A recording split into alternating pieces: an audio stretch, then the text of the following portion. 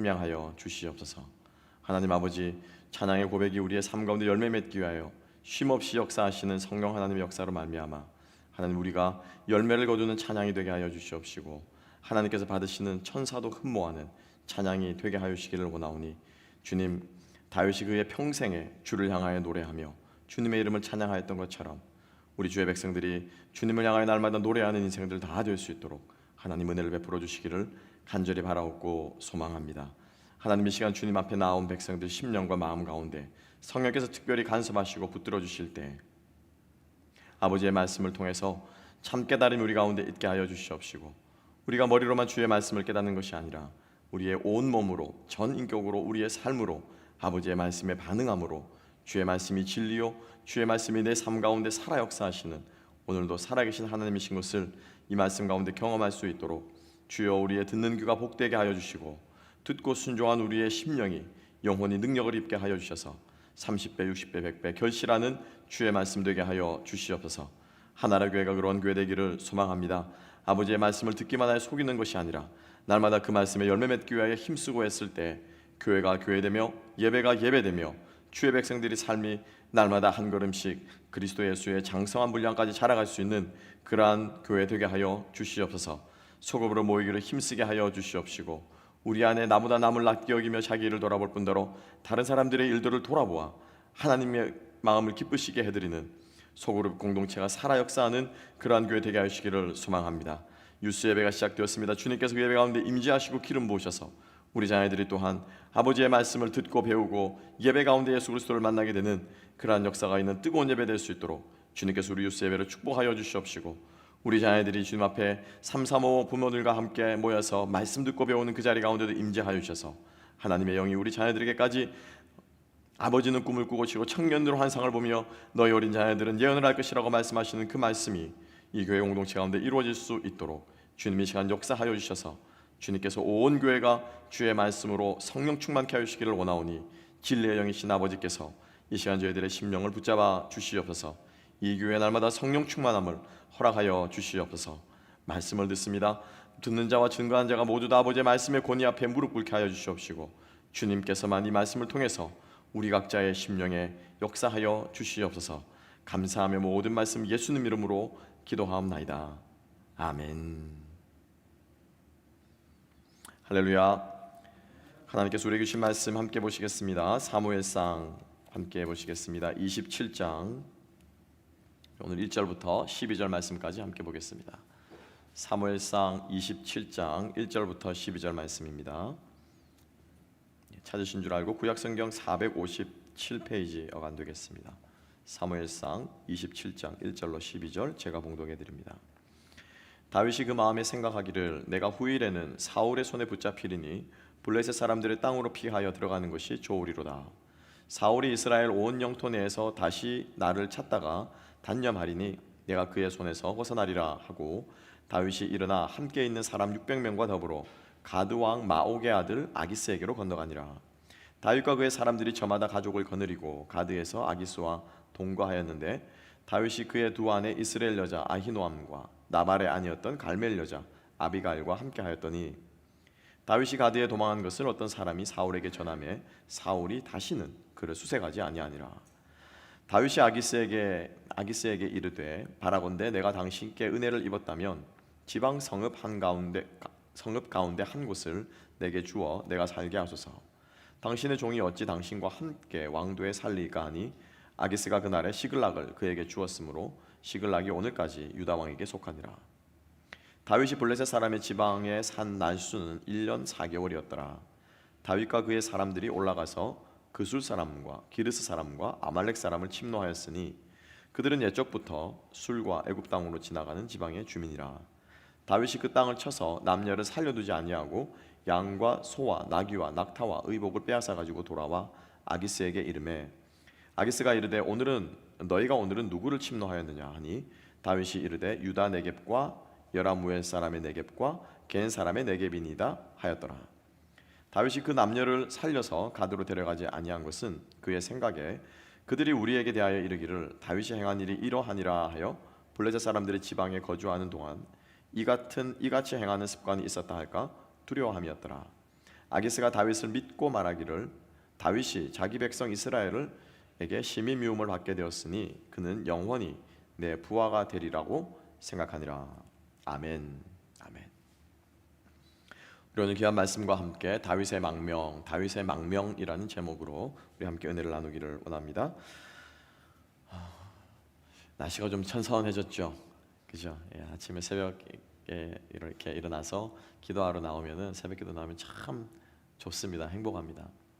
제가 어떤 분에게 말씀드렸는데 제가 제일 하루 중에 제일 행복한 순간이 중에 이제 두 개, 아침 시간에는 언제냐면은 이렇게 딱 나와서 문을 열고 나올 때 새벽 공기 딱 마실 때 그때가 제일 행복하고요.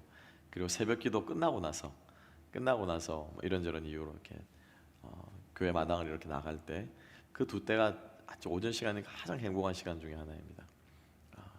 제가 왜 이렇게 정확하게 들으시는 줄 알겠죠? 기도하러 나오십시오. 열심히 같이 나와서 함께 이제 날씨도 좀 시원해졌고 올해 받기 좋은 계절입니다. 우리가 말도 살찌고 뭐 살찐다는 가을인데 이번 주가 입추더라고요.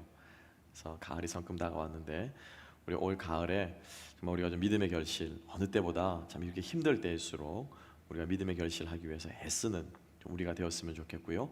또 오늘 이 자리에 말씀 들으러 나오신 여러분들의 귀가 복되고 또 여러분들의 심령이 복되고 오늘이 참 어려운 말씀이에요. 오늘 이 말씀도. 근데 이 말씀을 통해서 이 말씀이 여러분들의 마음에 풀어질 때 하나님께서 크신 깨달음과 또 은혜를 우리에게 주시기를 소망해 봅니다. 자, 다윗의 망명. 우리 이 미국 땅이 사실은 망명의 나라 아니겠습니까? 그죠? 전 세계 각지에서 정치적 탄압이나 또 가난이나 무엇을 어떤 이런저런 모양으로 또 신앙의 자유를 찾아서 이렇게 사람들이 피해온 사실은 전 세계의 도피처와도 같은 것이 미국이 아닐까라는 생각을 해보게 됩니다. 아마 우리 모두가 다 그런 꿈들을 가지고 또 너무 힘드니까 그 힘든 현실들을 타개해보고자 하는 생각들을 가지고 아마 태평양을 건넜을 것 같아요.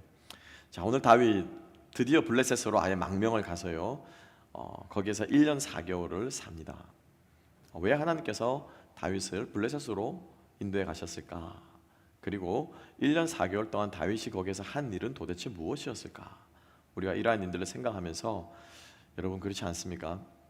이제 나이 연세들이 이렇게 드신 분들이 고향 생각, 고국 생각 많이들 하시더라고요. 젊었을 때는 참 그죠 열심히 일하느라고 정말 그리고 또 그죠 모든 것이 낯설고 물서니까 적응하느라고 정신없이 사시다가 이제 이렇게 초로에 들어서거나 또 이제 인생의 노년기에 접어드신 분들 참 고향 생각을 많이 하면서 내가 왜 여기 와 있나, 자, 앞으로 내가 어디서 살아야 되나 아마 그런 생각들 한두 번쯤 해보지 않았을까 생각을 해보는데 우리가 이 땅에 사는 우리의 목적, 그렇죠? 특별히 우리 이민자들에게 그렇죠? 예. 정말 어렵게 사는 우리들에게 오늘이 다윗의 1년 4개월 망명 생활이 갖는 의미를 다시 한번 우리가 생각하면서 우리 마음속에 새길 수 있으면은 정말 우리 이 미국에서의 삶이 그죠? 이 객이라고 그러잖아요. 나그네의 삶이 아니라 정말로 하나님 앞에서 의미 있는 뜻깊은 그런 삶을 살게 되지 않을까 생각을 해보게 됩니다. 우리 함께 정신 바짝 차리고 함께 좀 생각해 보기를 원합니다. 올해는 태풍이 지나갔습니까?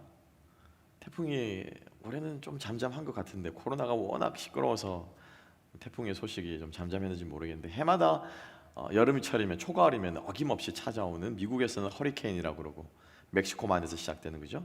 허리케인이라고 그러고 그리고 한국에서는 태풍, 타이푼. 그래서 타일랜드 태국 근처에서 생긴다고 해서 이제 태풍이라고 하는데 그 아열대성 기후에 강한 비와 돌풍을 동반한 비구름이죠. 근데 여러분 이 허리케인도 그렇고 태풍도 그렇고 이 비바람에 어마어마한 속도로 주변부로 갈수록 그죠 속도가 빨라져서 시속 자동차보다 더 빠르더라고요. 몇십 마일을 넘는가 하는 그 상상을 초월하는 그 태풍. 그런데 그 태풍의 눈이라는 것이 있죠. 그래서 기후도를 보면은 일기예보도를 보면은 이렇게 하얀 구름이 솜사탕 같은 게 이렇게 하다가 가운데는 어떻습니까? 뻥 뚫려 있어요, 그죠? 뻥 뚫려 있어요. 그걸 가리켜서 우리는 태풍의 눈이라고 하는데 정말로 한 직경 한 2km 정도 되는 길이가 한 2km 정도 되는 그 안에서는 정말로 이렇게 쳐다보면 하늘이 보이는 파란 별이 있는 구름이 화창한 하늘이 보일 정도로 그 태풍의 눈은 태풍의 영향을 받지 않는다라고 해요. 그래서 우리가 그런 안전지대, 그죠? 어려움 가운데 있는 안전지대, 또 피난처 이런 걸 가리켜서 우리가 태풍의 눈이라고 표현을 비유적으로 쓰는데, 오늘 사실 다윗이 거하는 이 블레셋 땅이 사실은 다윗에게는 태풍의 눈과 같은 그러한 곳이 아닌가 생각을 해보게 됩니다. 사울을 피해서 10장부터죠. 계속 진행되어지는 그 도망자 생활에 1년 4개월 동안 잠깐 숨을 돌리는 거예요. 그러니까 다윗도 오죽했으면은 고국을 버렸겠습니까? 여러분, 오늘하고는 그 당시하고는 많이 다릅니다. 나라를 버린다고 하는 건요, 오늘하고는 상상할 수 없는 다른 나라에 간다라고 하는 것은 목숨 내놓고 국경을 넘는 거예요. 왜냐하면은 이 사람들이 민족 중심으로 모이지 않았습니까? 그러니까 당연히 얼굴색 다르고 피부색 다르면요, 경계를 넘어서서 그 사람을 해코지 하거나 적으로 몰아서 이렇게 죽일 수도 있는 굉장히 위험한 것이 망명 아니겠습니까? 그런데 다윗에게는 이 1년 4개월이 태풍의 눈과도 같이 사울의 추격을 따돌리면서 그 안에 거할 수 있었는데, 하나님의 세 가지의 손길이 있었기 때문에 그것이 가능했다라고 하는 것입니다. 몇 가지 손길이요? 세 가지 손길입니다. 꼭 기억하시고 우리가 이 땅에서 우리의 삶 가운데 하나님이 일하는 손길이 우리 가운데 있기를 소망합니다. 첫 번째로는요, 구원의 손길. 당연하죠. 하나님이 1년 4개월 동안 다윗을 지키시고 보호하시는 하나님의 구원의 손길이다라고 하는 것입니다. 하나님께서 우리를 늘 지키시고 이 땅 가운데서 보호하시는 구원의 손길로 함께 해오신 줄로 믿습니다. 앞으로도 그 손길로 함께 하실 줄로 믿습니다.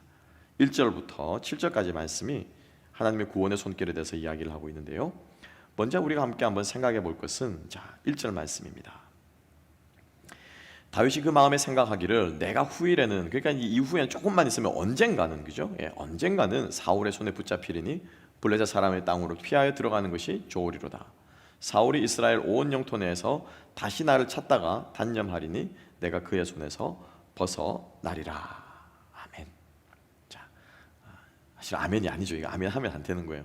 왜냐하면 사무엘상 26장, 우리가 지난 시간에 봤던 묵상했던 사무엘상 26장에서 어떤 일이 일어납니까? 어떤 일이 일어나죠? 다윗이 사울의 옷자락을 베죠. 기습적으로 그 굴에 숨어 들어가 가지고 사울의 옷자락을 베고 나오는 그러한 싸움으로 치면은 굉장히 큰 전승을 거두는 것입니다. 그럼에도 사울은 죽이지 않고, 얼마나 여러분 통쾌합니까? 자기를 쫓아오던 사람이 자기 앞에 엎드려지면서 자기 다윗의 목소리를 듣고, 다윗아, 네가 정말 내 아들 다윗아, 그러면서 막 사울이 막 울면서 대성통곡하면서 자기가 잘못했다고 뉘우치잖아요. 그 얼마나 짜릿한 순간입니까? 또 25장에서는 어땠습니까? 그 아슬바이, 그죠? 그죠? 셀라 하만누 곳이라고 하는 미끄럼 바위에서 하나님께서 기적적으로 다윗을 또 구해내잖아요. 그러니까 지금까지 하나님께서 죽을만 하면 구해내시고, 쓰러질만 하면 일으켜주시고, 잡힐만 하면 도망갈 길을 구멍을 내시고, 단 한 번도 다윗은 잡힌 적이 있습니까? 없습니까? 그 영화 제목으로 말하면 Catch Me If You Can이에요. 잡을 수 있으면 잡아봐라, 나 잡아봐라 이거예요. 단 한 번도 하나님께서 다윗의 털끝을 상하겠습니까? 안 했습니까? 건체도 못하게 했어요. 한두 번은 우연이겠죠. 한두 번은 우연일 수 있겠죠. 그런데 이 우연도 여러 번이 되면 이게 뭐가 됩니까? 필연이 되는 거예요. 그러니까 이 정도로 지나왔으면은 다윗의 마음속에는 확신이 있습니다. 확신이 있을 법도 합니다. 하나님이 나를 지키신다. 하나님께서 나를 기름 부으시고 왕을 삼으셨기 때문에 나와 함께 하신다. 그죠? 그런 확신이 생길 만도 한데 27장에 와서 다윗이 선택한 것은 무엇이었습니까? 망명이었어요. 이스라엘 땅에 거하는 것이 아니라 망명이었습니다. 왜요? 두려웠어요. 도망가는 것도 한두 번이지 언젠가는 잡힐 것이라는 거죠. 그죠? 21절 상반절에 뭐라고 하면, 내가 후일에는, 이게 언젠가는이라는 거죠. 이제 later이라고 하는 것은 언젠가는 내가 잡힐 것이다. 그죠? I will be destroyed라고 영어 번역되어 있습니다. 언젠가는 피하는 것도 한두 번이고 숨는 것도 한두 번이지. 좀 뭐라고 말합니까? 이거 도둑질 하려고 하는 놈한테는 못 당한다고 그러잖아요. 뭐죠? 뭐가 한 도둑 못 잡는다면서요, 말을. 그러니까 다윗의 마음속에 불현듯 엄습한 것이 뭐예요? 두려움이에요. 두려움이에요. 이 두려움이라고 하는 놈은요, 시도 때도 없이 덤벼듭니다. 성경의 많은 인물들을 보세요. 조금 전까지만 해도 승리했는데 갑자기 두려움이 엄습하는 거예요. 조금 전까지만 해도 멋진 일을 했는데 갑자기 시험이 치고 들어오는 거예요. 항상 그렇더라고요. 보니까 엘리야가 갈멜산에서 850대 1로 바알 선지자와 싸워 이깁니다. 바로 그 다음 장에서 어떤 일이 벌어집니까? 엘리야가 자살을 가고 죽기를 각오하고 도망갑니다. 베드로가 가이사랴 빌립보 지방에 주는 그리스도 살아계신 하나님이다 어마어마한 신앙 고백을 합니다. 바로 이어서 어떤 일이 벌어집니까? 주여 그리 마옵소서. 절대로 십자가 지면 안 됩니다. 사단이 말하면 망언을 합니다. 성경에 나오는 많은 인물들이 성공 끝에 쓰러지더라고요. 조금 전까지만 해도 견고했는데 이내 두려움이 엄습하더라고요. 여기서 우리가 기억해야 될 것은 두려움과 시험의 속성이라는 것입니다. 때를 가리지 않습니다. 그래서 다윗이 뭐라고 고백합니까? 진실로 사람이 견고히 섰을 때도 허사로다. 언제 무너질지 모르는 것이 우리의 인생의 뭐예요? 연약함이라는 것입니다. 그래서 우리들이 기억해야 될 것은 쉽게 말하면 잘 나갈 때 교만하면 안 돼요. 내가 신앙생활 이 정도면 괜찮지 열심히 하려고 하는 거지 라고 생각할 때 내가 신앙생활 열심히 하려고 한다는 생각은 우리가 절대 할 필요는 없습니다. 막내를 자전거를 지금 가르쳐서 이제 곧잘 탑니다. 자전거를 탈 때 제일 먼저 가르치는 것이 뭔지 아십니까? 밑을 내다보면 안 되는 거예요. 페달. 근데 아이들은 이제 처음 배운 사람들은 이게 이제 잘 되나 안 되나 이걸 보니까 여기가 좋은 신경이 가 있으니까 이것 보다가 부딪히는 거예요. 제일 먼저 가르치는 건 뭐냐면은 머리 들어. 그러니까 뒤에는 제가 잡고 있는 거죠, 자전거를. 너는 절대로 안 넘어지니까 머리 들고 앞만 보라는 거예요. 그리고 앞만 보고 네 다리는 어떻게 해요? 계속 저으면 돼. 그러면 이제 열심히 잡고 저는 이제 막 뛰어가는 거예요. 그냥 땀 삐실삐실 흘리면서. 그래서 어느 순간 이렇게 싹 놓는 거예요, 자기도 모르게. 앞만 보고 있는 놈은 뒤에서 잡는지 안 잡는지 관심 없습니다. 왜? 그것만 보고 저으면 되니까. 그렇죠? 그렇게 가는 거예요, 그게. 우리가 신앙생활을 하면서 이 두려움을 극복하고 이길 수 있는 방법은 오직 주 예수 그리스도만 바라보는 거예요. 오직 십자가만 바라보는 거예요.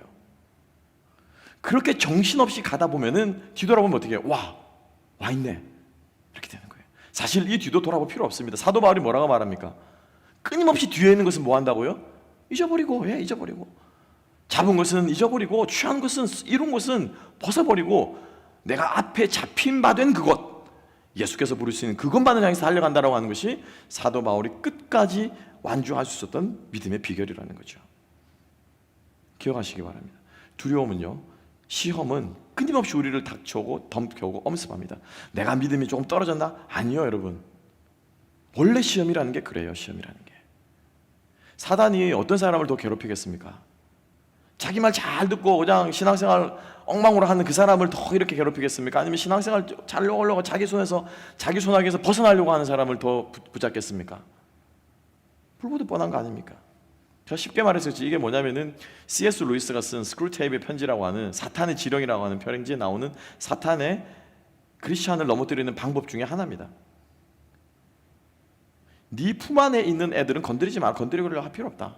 걔네들은 원래부터 말 잘 듣는 애들이기 때문에 걔네들은 건드릴 필요 없고 여기에서 나가려고 하는 놈들 기억하시기 바랍니다. 사단의 시험은요 끊임없이 우리들에게 있습니다. 내가 신앙이 좋든 내가 신앙이 떨어지든 어떠한 환경 가운데 있든지 간에 시험과 유혹과 두려움은 우리 가운데 끊임없다는 것입니다. 문제는 뭔 줄 아십니까? 두려움은 도망가야 될 대상이 아니에요. 시험은 도망가야 될 대상이 아니에요. 두려움은, 시험은 싸워야 될 대상입니다. 주 예수 그리스도의 도우심을 힘입고 우리가 싸워내야 되고 돌파해야 될 대상이지 이거 피해가야 될 게 아니라는 거예요. 피해가야 될 게 아니라는 겁니다. 싸우려고 할 때요 그 적진에서 그 싸움 가운데서 하나님께서 피할 곳을 내신다라는 거예요. 처음부터 도망가기로 마음먹고 처음부터 피하기로 마음먹은 사람은요 결국에는 오금 걸려 자빠집니다. 피하는 것이 아니고요 자빠져요. 사도 베드로가 뭐라고 고민하고 있습니까? 마귀가 우는 사자와 같이 두루 삼킬 자를 찾아 두루 다니며 쫓아다니나니 너희들은 뭐하라? 깨어라, 근신하라, 기도하라. 두려움과 시험은 도망가서 해결될 게 아니에요. 싸워야 됩니다. 부딪혀야 됩니다. 그때 하나님께서 우리들에게 힘을 주시고 능력을 주실 줄로 믿습니다. 다윗은 도망갔어요. 두려워서 도망갔습니다. 근데 하나님께서 그 다윗을 그 블레셋 땅으로 몰아가신 데는 사실은 이유가 있었어요. 우리가 그 이유를 함께 보겠습니다. 어찌됐건 이 가드 땅은, 블레셋 땅은 다윗에게 피난처가 되었고요, 그리고 도피처가 되었다라는 것입니다. 성경에서는요, 다윗 이외에도 사실은 도망간 사람들이 많습니다. 아까 말씀드린 엘리야도 도망갔죠. 아브라함은 어디로 도망갔습니까? 가뭄을 피해서 이집트로, 애굽으로 도망갔죠. 야곱은 어디로 도망갔습니까? 형 에서를 피해서 외삼촌 밧단 아람으로 도망갔죠. 성경에는 이렇게 도망간 사람들이 많이 나옵니다. 문제는 뭐냐면은 이 도피가, 모세 같은 경우는 어떻습니까? 바로를 피해서 광야로 도망갔잖아요. 근데 문제는 뭐냐면은 이 도망가는 도피 생활은요, 한시적이다라고 하는 거예요. 모세는 자기의 남은 평생을 미디안 광야에서 이두로 장이 밑에 들어가서 양치면서 살 줄 알았어요. 그런데 때가 되니까 하나님께서 모세를 부르셨습니다. 그죠? 야곱은 형 에서를 피해서 도망가고 돌아오고 싶었지만 야곱은 계속해서 이 외삼촌 집에 살아야 할 운명인 줄 알았습니다. 그런데 결국에는 고향 땅으로 돌아오게 하셨죠. 도피하는 생활은요, 한시적인데요, 문제는 그 도피 여정 가운데서 하나님께서 주시는 무엇? 깨달음이 있다는 거예요. 영적인 교훈이 있다는 거예요. 이민 생활을 오셨을 때 우리가 잘 먹고 잘 살기 위해서 이민 왔다. 예, 맞습니다. 자유를 찾아, 또 경제적인 여유를 찾아서, 또 우리 자녀들의 보장된 미래를 찾아서 이곳으로 온 사람 맞습니다. 예, 맞아요. 그런데 이 여정 가운데서 하나님께서 우리에게 주시는 무엇? 영적인 교훈이 있다는 것입니다.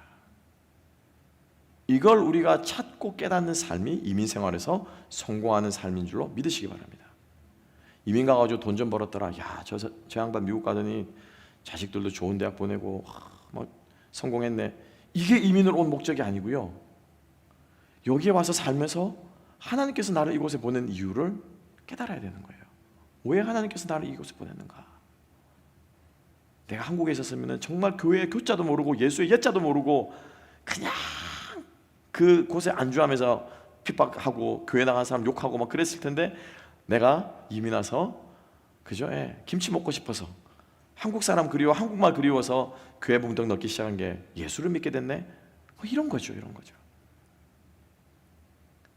이 땅을 오신 하나님, 우리를 이곳으로 인도하신 하나님의 그 뜻을 우리가 이곳에서 발견할 수 있는 저와 여러분 될 수 있기를 주님의 이름으로 축복합니다.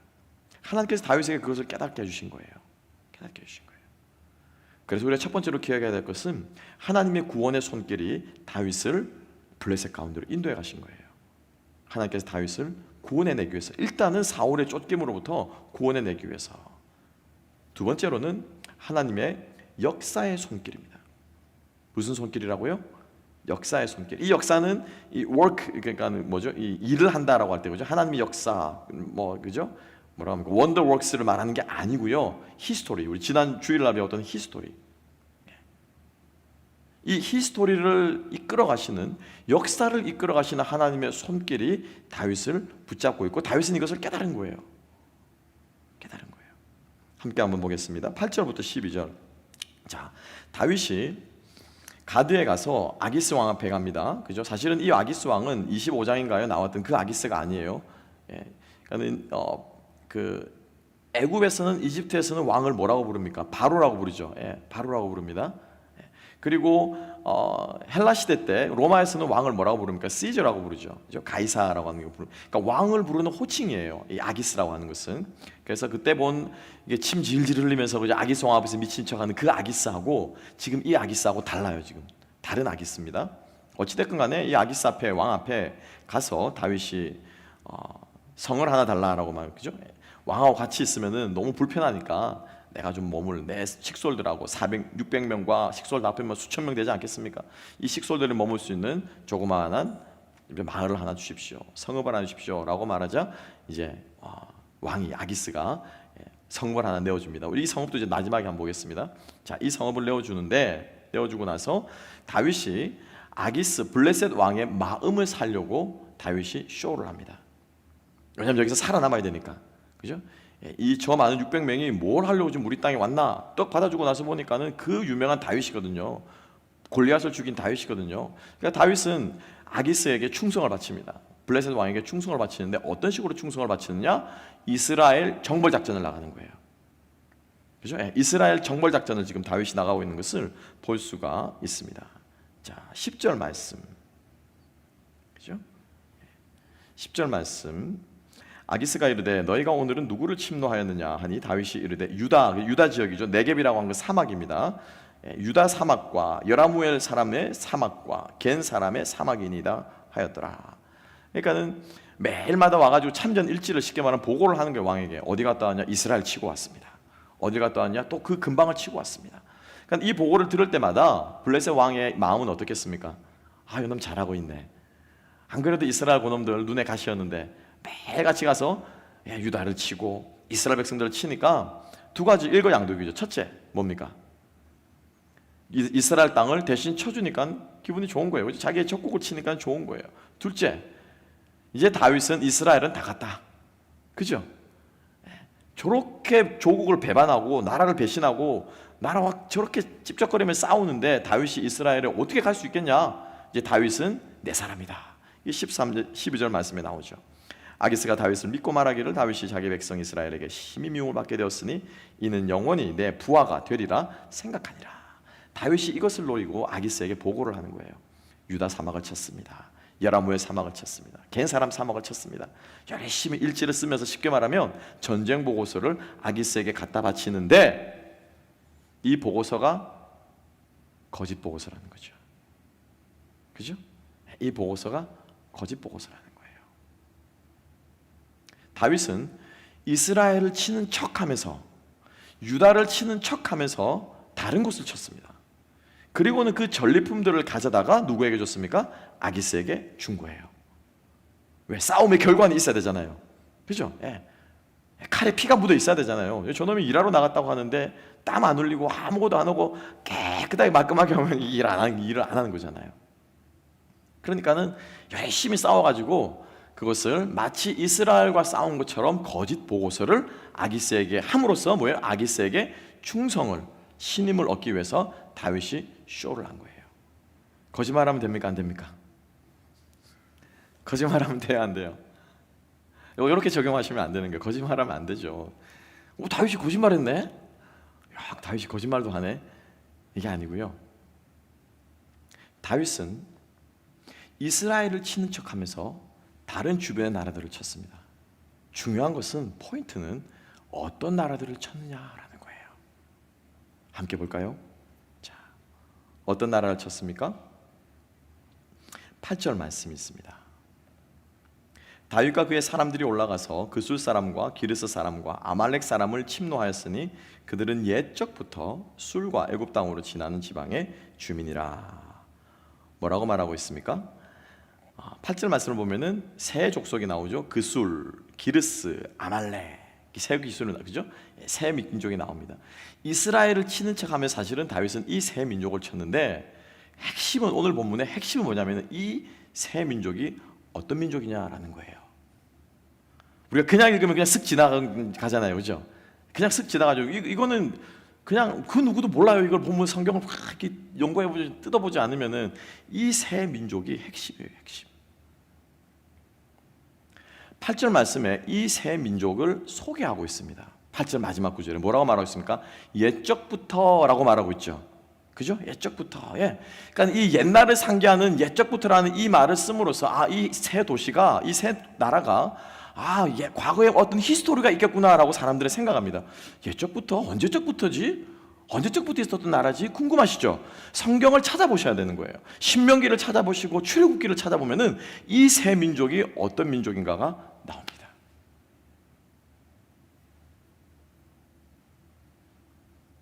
두 번째로 기억할 것은 이 세 민족을 칠 때 다윗이 어떤 식으로 싸웠냐라는 거예요. 9절 말씀 함께 볼까요?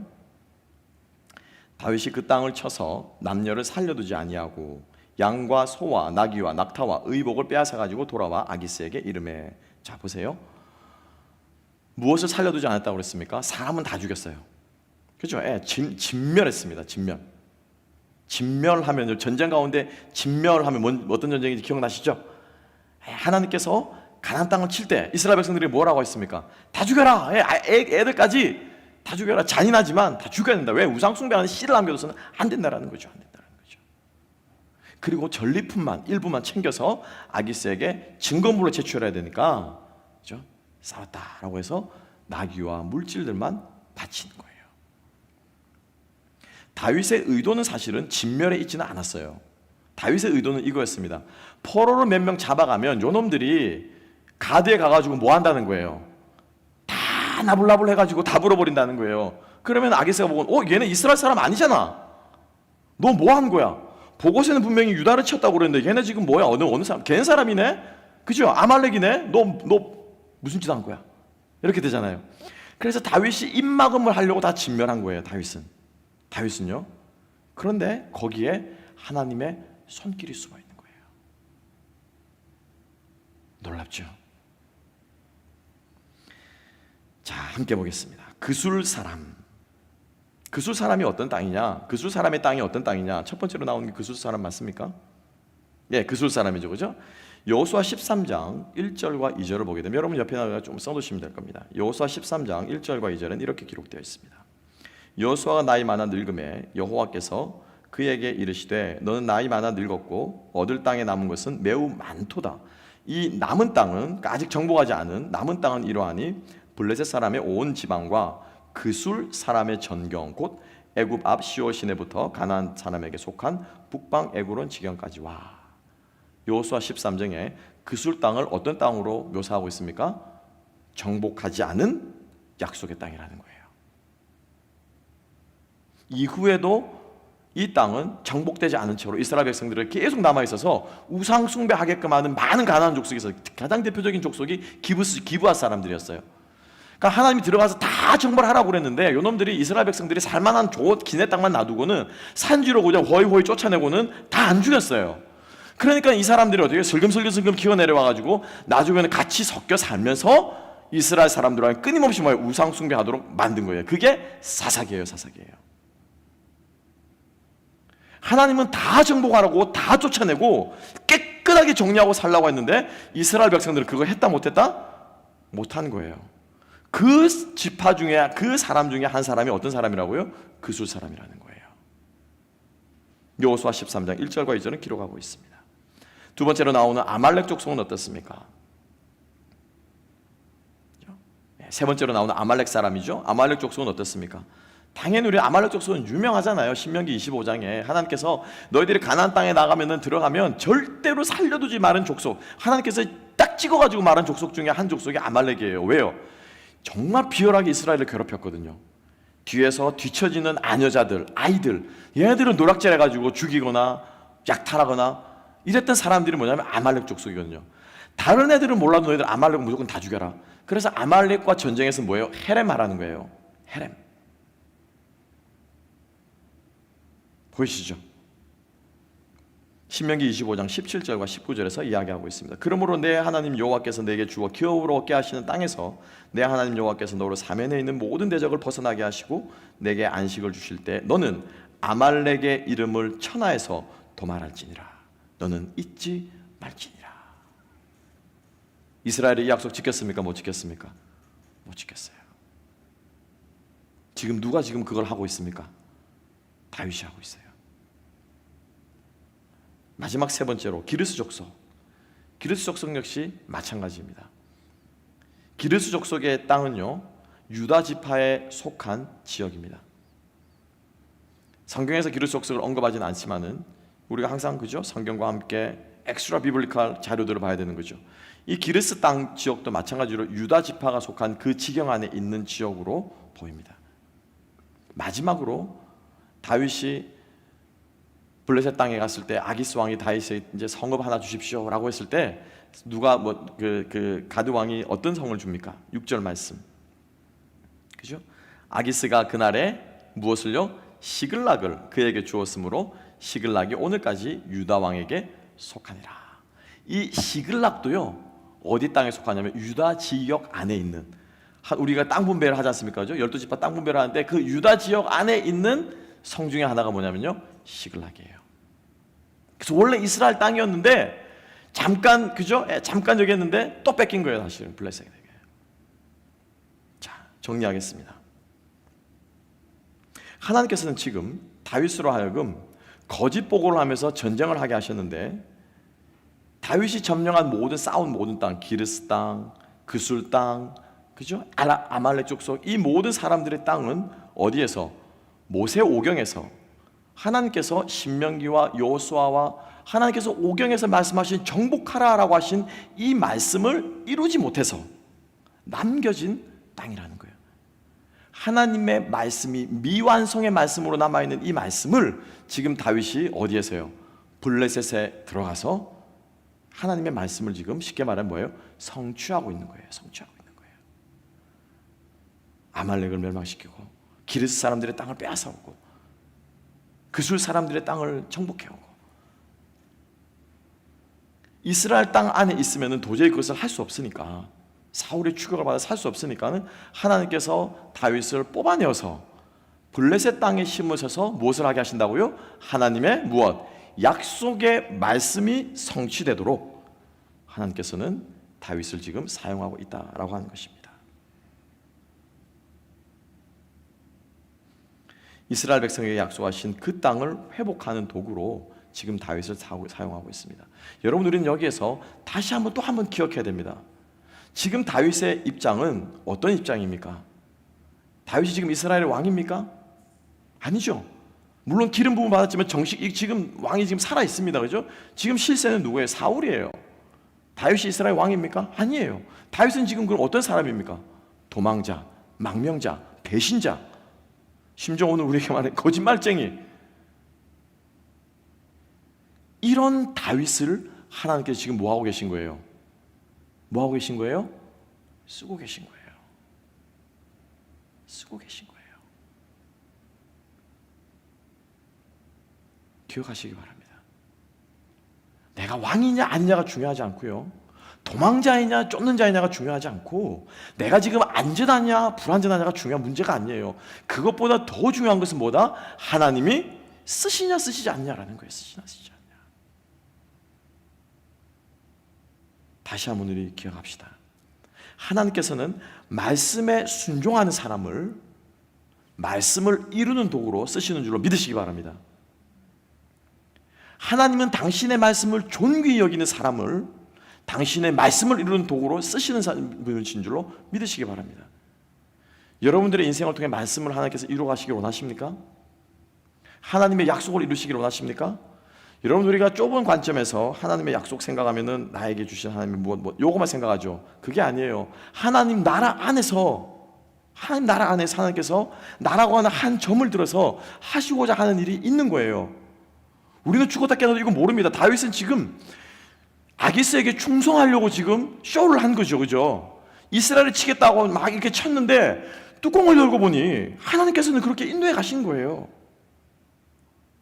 이 퍼즐은요, 우리가 죽었다 깨어나도 모를 수 있습니다. 그런데 우리는 천국 가면 분명히 알 거예요. 왜 하나님 내가 그때 그 시간에 그 순간에 미국에서 그렇게 몇십 년 동안 살았죠? 왜 하나님 내가 그때 무슨 마음이 들어가지고 태평양을 건너가지고 미국까지 헐얼단신으로 갈 마음을 먹었죠? 하나님, 제가 무슨 마음으로 그때 저를 그렇게 이끌어 가셨죠? 나중에는 이게 퍼즐들이 보일 겁니다. 우리가 주님 앞에 섰을 때 단 조건이 있습니다. 어떻게 할 때? 하나님의 말씀을 귀히 여기고, 그 말씀에 우리가 매주마다 찬양하잖아요. 목숨을 걸고 운명을 걸고 주님 말씀이라고 하면은 던질 줄 아는 사람, 하나님께서 그러한 사람을 쓰실 줄로 믿으시기 바랍니다. 다윗은 그런 사람이었습니다.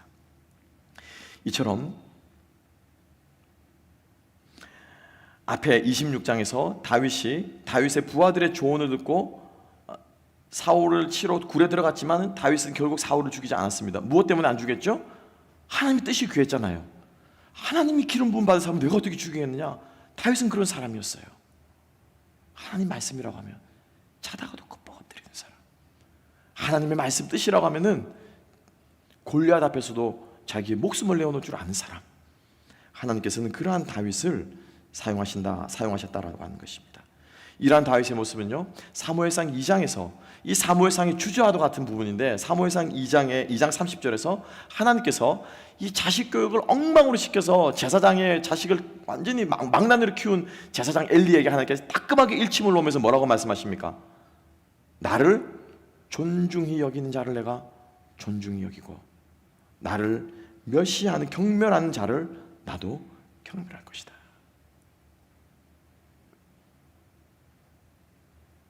사무엘상의 전체로 흐르는, 사무엘상에 흐르는 주제와도 같은 주제입니다.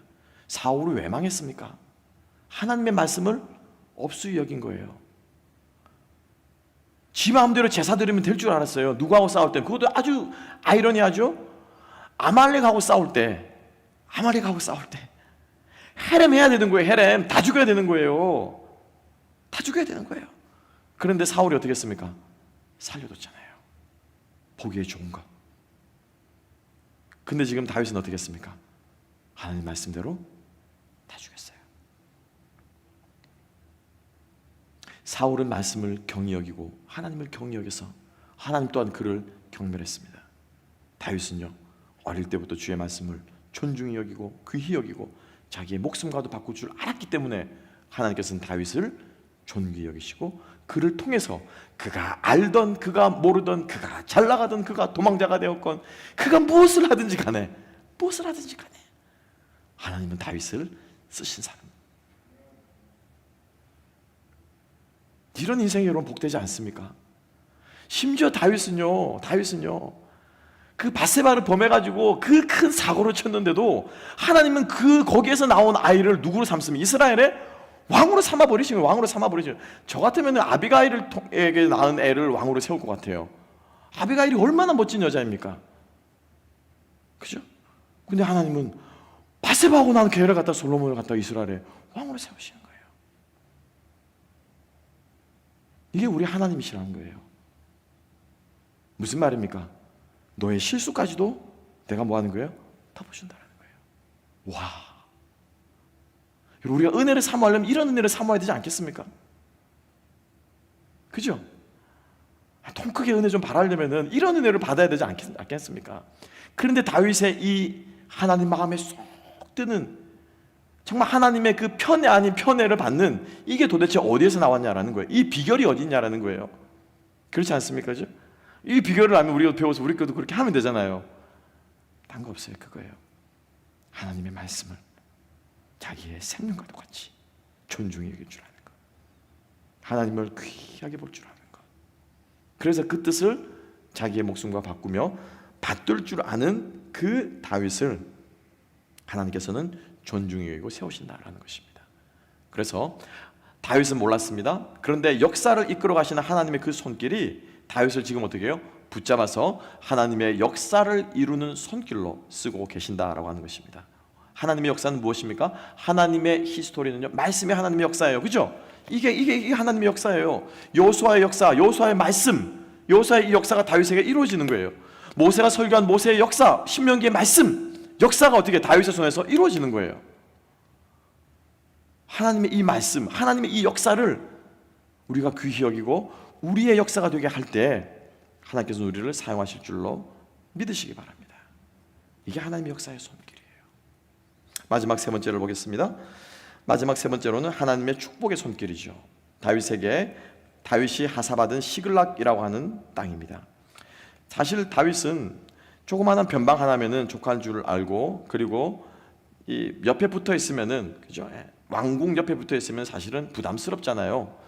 그죠? 우리 전도사님들 저하고 조금 떨어져 있어야 되잖아요. 늘 옆에 있어. 제가 막 뒤다보고 뭐 하세요? 뭐 이러면은 부담스러워요. 조금은 떨어져 있어야 돼요. 근데 그럴 요량으로 다윗이 아기스에게 조금 떨어져 있고 싶습니다. 주십시오라고 했는데 아기스가 준 시글락이라고 하는 이 땅조차도 바로 유다 지파에 속한 땅이었다라고 하는 것입니다. 그래서 본문은 의도적으로 이 시글락 땅이 유다 지파에 속해서 오늘날까지 내려오고 있다라고 분명하게 말해주고 있는 거죠. 자, 보세요. 아말렉은 다윗이 치고, 그죠? 또 뭐 어디입니까? 술도 치고 기르스도 치고 다 쳤어요. 근데 걔네들을 쳤다고 해서 그 땅이 다윗 것이 되지는 않았어요. 그죠? 하나님의 약속을 이루었지만은 그 약속을 이루는 도구로 쓰임 받았지만은 그 약속으로부터 베네핏은 자기는 못 받은 거예요. 그런데 이 시글락 땅은 어떻습니까? 시글락이라고 하는 성은 하나님의 약속의 말씀을 이루기도 함과 동시에 그게 누구께 된 거예요? 다윗의 것이 된 거예요. 다시 말하면 뭐냐면은 하나님께서는 우리를 당신의 뜻을 이루는 도구로 쓰실 때 반드시 하나님께서는 우리를 그 약속의 도구를 그 약속을 이루면서 함께 누리도록 해주시는 거예요. 누리도록 해주시는 거예요. 토사구팽이라는 말이 있습니다. 무슨 뜻입니까? 토끼잡이가 끝나면은 개는 버림받는다, 그 뜻이거든요. 토끼몰이가 끝나면은, 토끼가 죽으면, 그죠? 개구자 팽당한다는 거예요. 개는, 토끼 잡는 개는 팽당한, 쓸모가 없으니까. 근데 우리 하나님은 토사구팽하는 분은 아니십니다. 함께 그 잡은 토끼를 누리게 하시는 분이세요. 이게 하나님의 약속입니다. 그래서 이것을 하나님께서 다윗에게 상징적으로 보여주신 것이 뭐냐면요, 시글락을 주셨다라고 하는 것입니다. 하나님의 약속을 성취하는 데서 그치지 않고 그 약속을 누리는 데까지 나아갔다라고 하는 거예요. 여러분 잘 보세요. 어떤 사람은 열심히 일하면서 불평이 있습니다. 불만이 있습니다. 대표적인 마리아죠, 그죠? 네 마음이 왜 분주하냐? 하나님께서 예수님께서 마리아에게 일만 한다고 한 거, 뭐라고 한 거 아니에요. 일하는 것도 너무 중요합니다. 문제는 뭐예요? 일하면서 불평했다는 거예요. 두 마음을 가졌다는 거예요. 마르다가 마리아보다 더 큰 신앙을 가지고 있어. 부활 신앙은 마르다가 더 확실한 사람이었어요. 기억나시죠? 부활에 대한 확실한 신앙이 있어. 우리 오라버지가 다시 살아났고 믿습니다. 이게 마르다가 한 말이고 마리아가 한 말 아니에요. 마르다가 신앙이 없는 사람이 아니에요. 뭐가 문제였다는 거예요? 불평했다는 거예요. 일하면서. 우리가 하나님의 도구로 쓰임받고 약속으로 이루기 위해서 열심히 우리가 섬기고 봉사하고 사역을 합니다. 그런데 우리 마음 안에 뭐가 있습니까? 불평이 있고 불만이 있고 어려움이 있으면 이거는 하나님의 약속을 누리지 못하는 거예요. 누리지 못하는 거예요. 주의 일을 하시면서 하나님의 복을 누릴 수 있는 저와 여러분 될 수 있기를 주님의 이름으로 축복합니다. 그래서 하나님께서는 다윗에게 시글락이라고 하는 축복의 손길로 하나님의 약속의 땅을, 이스라엘이 점령하지 못했던 그 성을 다윗에게 선물로 주셨다라고 하는 것입니다. 다윗은 1년 4개월 동안 그 성에서 안전하게 자기들의 식솔과 함께, 전우들과 함께, 그들의 가족들과 함께 안전하게 시글락 성에서 망명 생활을 할 수 있었다라고 하는 것이죠. 여러분, 이 땅에서 우리가 지금 누리고 있는 것들, 하나님께서 여러분들에게 주신 시글락이 되기를 주님의 이름으로 축복합니다. 내가 내 성을 쌓는 것이 아니라 하나님의 약속을 누리는, 그죠? 하나님의 비전을 위해서, 하나님의 뜻을 위해서 우리가 최선을 다할 때 하나님께서 주시는 그 선물이 진짜 선물인 줄로 믿습니다. 그 선물이 정말 영광된 선물인 줄로 믿습니다. 내가 내 힘으로 내 영광을 위해, 내 영화를 위해서 누리는 것은 하나님이, 미안하지만 하나님하고는 상관없는, 이왕이면 시계 하나를 차도 뭐 대통령증 있잖아요. 그 차고 막 할 때마다 왜 이렇게 폼나더라고요. 이왕이면 시계 하나를 차도 그런 시계를 차면 좋지 않겠습니까? 인간의 영광도 그런데, 사람의 의미도 그런데, 하나님께서 여러분들에게, 우리에게 주시는 약속의 축복을 누리는 저와 여러분 될 수 있기를 소망합니다. 다윗은, 말씀을 정리하면서 다윗은 블레셋으로 2번 망명했습니다. 그렇죠? 첫 번째 망명, 사무엘상 21장에 나오는 이 망명은 비참한 망명이었어요. 비참한 망명이었어요. 침을 흘리면서 죽음을 면하기 위해서 미친 척 해야만 하는, 여러분 생각해 보세요. 일국의 국방부 장관이, 쉽게 말하면, 그죠? 사성 원수가, 군대를 총지휘하는 총사령관이, 전쟁의 맨 앞쪽 선두에 서는 선봉장이 미친 척하면서 목숨을 구하는, 얼마나 비참하고, 차라리 죽었으면 죽었지. 옛날에는 그런 존중과 명예심을 바탕으로 한 사회 아니었습니까? 차라리 죽었으면 죽었지 못할 짓 아니겠습니까? 그것이 다윗이 첫 번째로 블레셋에 도망간 다윗의 모습이었는데, 참 너무 감사하게 그곳에서 다윗은 하나님의 구원을 경험합니다. 저 미친 놈 목을 쳐라. 블레셋 죽인 놈, 골리앗 죽인 놈 복수를 하자. 목을 쳐라. 그 한마디면 그냥 다윗은 그냥 미친 척하다가 목 날아가는 건데, 다윗은 거기서 구사일생으로 저 미친 놈 내버려라. 그죠? 디폴트 시켜라. 비행기 티켓 딱 끊어가지고 내보내는 거죠. 디폴트 시켜라. 그래서 다윗은 시편 34편에서 노래했죠. 아기스 앞에서 미친 척하면서 침 흘리면서 다윗은 노래했습니다. 이 곤고한 자가 부르짖음에 여호와께서 들으시고 그 모든 환난에서 구원하셨도다. 너희는 여호와의 선하심을 맛보아 알지어다. 그에게 피하는 자는 복이 있도다. 그러니까 다윗은 첫 번째 블레셋 망명에서 비굴함, 비참함, 그런 상황에서 무엇을 맛본 거예요? 하나님의 무엇을? 구원을 맛본 거예요. 와, 정말 죽을 맛이었는데, 죽기보다 싫은 순간이었는데, 내 모든 것이 다 무너지는 순간이었는데 하나님께서 그 순간에 나를 건지셨구나 라고 하는 이 구원을 맛본 순간이었습니다. 두 번째로 다윗은 블레셋으로 망명을 했는데, 두 번째로 다윗이 경험한 것은 겨우 목숨만 부지하는 이런 하나님의 구원이 아니라, 하나님의 구원은 또 어떤 구원도 있습니까? 부어주시고 사용하시고 쓰시고 하는 이런 구원도 하나님이 이루신다라는 거죠. 여러분, 어떤 구원 맛보겠습니까? 첫 번째가 좋으십니까? 두 번째가 좋으십니까? 와, 첫 번째 드라마틱하잖아요. 막 간증하는데 아슬아슬한 순간에 막 아기스가 막 목치기 일보 직전에 딱 노래 보다가 쫓아라. 이거 얼마나 드라마틱합니까?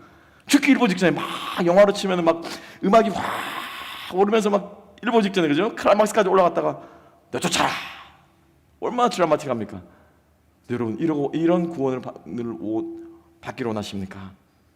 아니면 다윗이 자기도 모르게 그렇지만 열심히 하나님의 말씀을 의지하고 전쟁을 했는데 그 전쟁에 하나님께서 이루시는 것이었고 하나님께서 구원의 축복을 주셨다.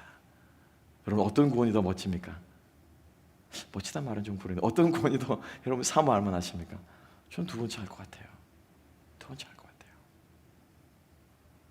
물론 무엇이 낫다 못하다는 말할 수 없습니다.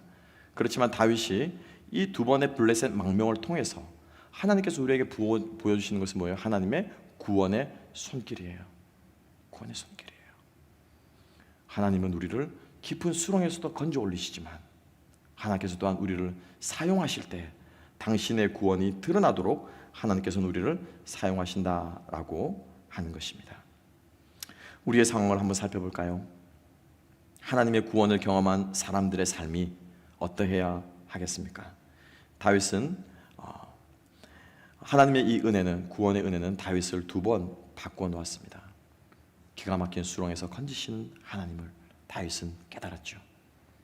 그리고 두 번째로 하나님께서는 다윗을 구원하시고 역사를 이끌어가시는 손길과 축복하는 이 손길을 통해서 하나님께서는 다윗에게 얼마나 하나님이 크시고 약속하신 것은 반드시 이루실 뿐만 아니라 그 약속의 도구를 축복까지 해주시는 하나님의 신가를 다윗은 두 번째 하나님의 은혜를 통해서 경험했던 것입니다. 우리가 하나님의 은혜를, 우리가 하나님의 구원을 경험했다면 우리 역시 마찬가지로 다윗과 같은 상황 앞에서 하나님의 도우심을 믿으며 그분의 뜻을 구하며 두려움 따라 도망가지 마시고요, 사단의 시험 앞에 꼬리 감추지 마시고 오히려 더 담대하게 우리가 이 다윗의 하나님을 믿으면서 나아갈 수 있는 우리가 될 수 있기를 소망합니다. 어제 제가 짤막한 비디오를 하나를 봤습니다. 뭐에 대한 비디오였냐면은 2차 대전에 참전한 전차병에 대한 이야기였습니다. 전차병. 소련이 만든 최신의 전차를 타고 이제 다 전장에 들어간 거죠. 막 분기탱천한 거예요. 다 죽었어 이렇게 되는 거예요. 실제로 인터뷰를 한 겁니다. 할아버지가 되어 있더라고요. 다 죽었어 딱 이렇게 해가지고 딱 나갔는데 저기 딱 오는 탱크가 뭐냐면은 전설로만 듣던 말로만 듣던 타이거라고 하는 탱크입니다. 독일이 만든 타이거 탱크 유명하거든요. 무적이었습니다. 딱 그 탱크를 보는 순간 완전히 얼어붙은 거예요. 완전히 얼어붙은 거예요. 이 사람이. 도망가고 싶고 죽었다. 어떻게 하면 도망갈까? 저 포탑이 이렇게 돌아가는 반대쪽으로만 계속 도망가고 싶은 거예요. 근데 진격 명령이 떨어지니까 어떻게 합니까? 진격할 수밖에요. 근데 그 다음에 이 사람이 한 말이 멋집니다. 일단 싸움에 들어가고 나니까 아무것도 생각 안 나는 거예요. 자기는 무조건 뭐예요? 요 무전기로 이제 위에서 이제 명령을 내리잖아요. 그것밖에 안 들린다가 자기는 그것밖에 안 들린다고. 왜? 시키는 대로만 운전하면 자기는 살거든요. 시키는 대로만. 그다음 나머지는 위에서 포를 쏘는 사람이 할 일이고, 자기는 전쟁에 일단 딱 들어가니까 그 얘기밖에 안 들린다는 거예요. 그러니까 자기는 죽었다 생각하고 막 이것만 운전했다는 거예요. 계속 이것만. 근데 결국에는 살아나왔죠. 전쟁에서 그 무서운 타이거 탱크들과 싸워서 이겨서 살아나온 거예요. 전 두려움이 그런 거라고 생각합니다. 두렵죠, 무섭죠, 시험이 있죠.